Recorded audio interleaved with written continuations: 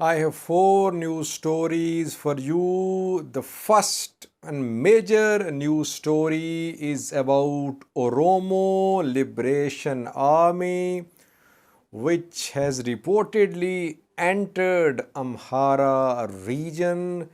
It is trying to organize in Oromia special zone, which shares border with South Volo.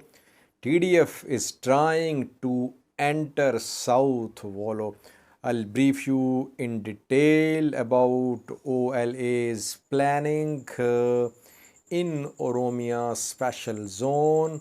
We could see on the ground alliance between TDF and OLA. Secondly, former president of Afar region has joined Tigray Defense Force. And thirdly, another UN official has been recalled by the UN. Lastly, a statement from Dr. Tedros, WHO head, a short while ago. He spoke about humanitarian situation in Ethiopia, especially in Tigray. I'll share his video message with you.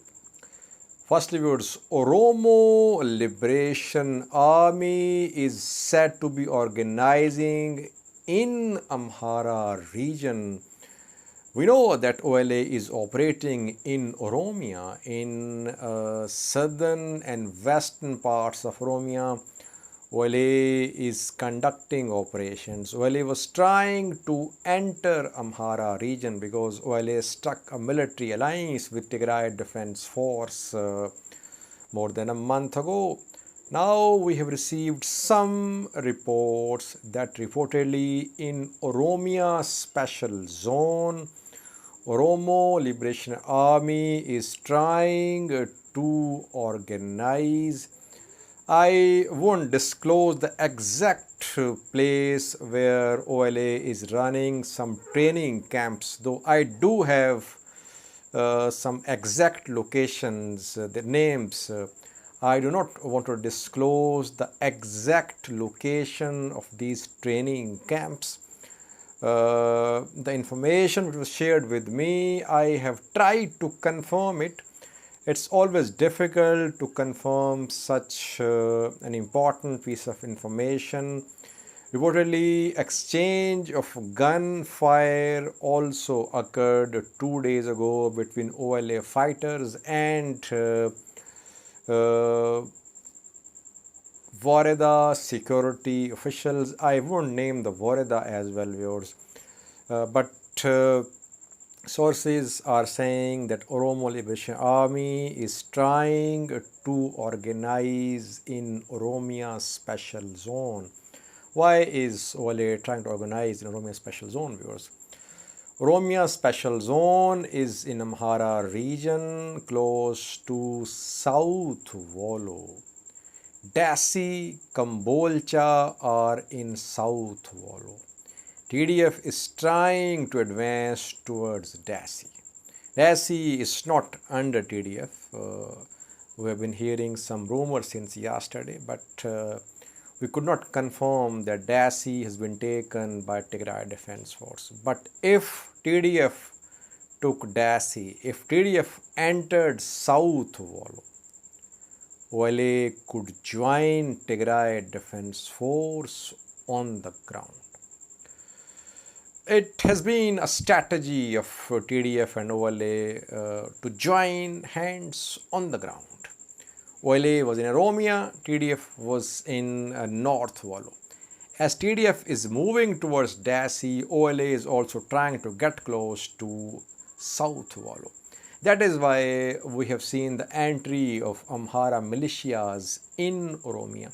These Amhara militias, they want to stop OLA's advance into Amhara from Oromia, but reportedly some OLA elements, they have managed to enter Oromia special zone. Secondly, was the former president of Afar region, Awol Seyoum, has joined Tigray Defense Force. Tigray TV and several other sources have shared this news that Awol Seyoum has joined Tigray Defense Force.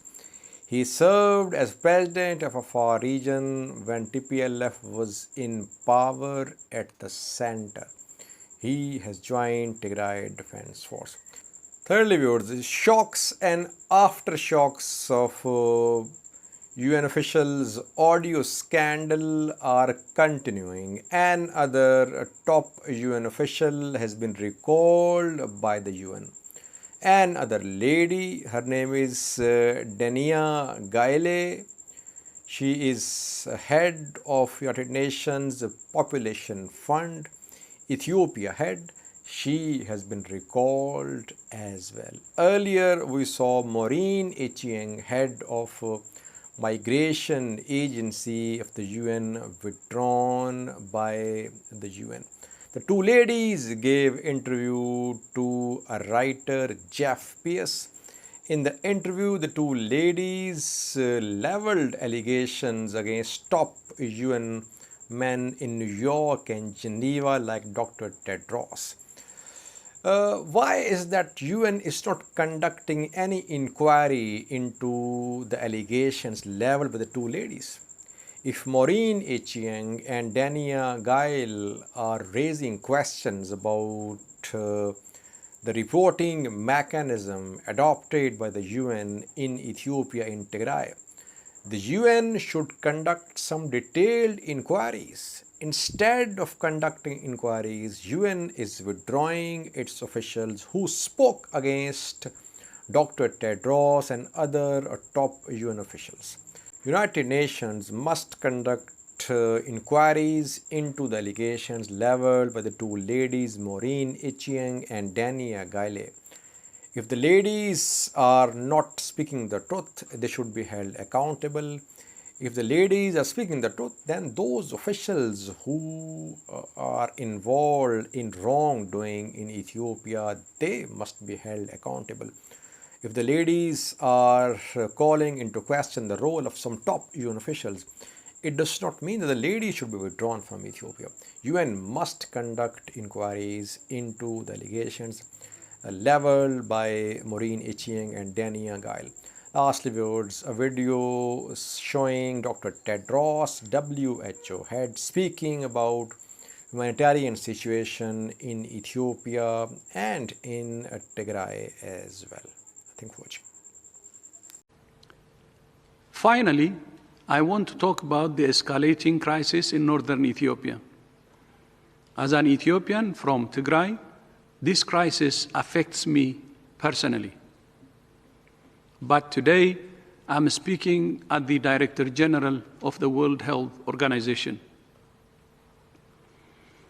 After 11 months of conflict, the humanitarian crisis in northern Ethiopia is growing worse by the day.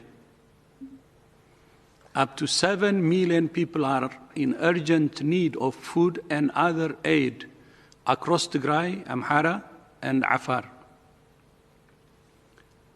Tigray, with an estimated population of 6 million people, has now been under a de facto blockade for almost a year.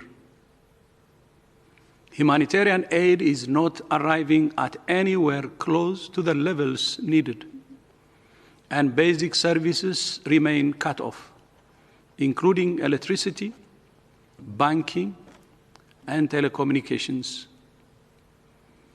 The spread of the conflict into Amhara and Afar is further increasing needs and complicating response efforts. In Tigray, more than 90% of the 6 million population needs food aid, and an estimated 400,000 people are living in famine-like conditions based on the latest UN analysis.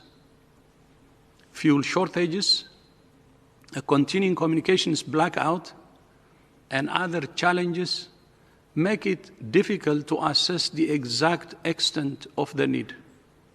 But we are seeing acute malnutrition rates at levels comparable to those we saw at the onset of the 2011 Somalia famine.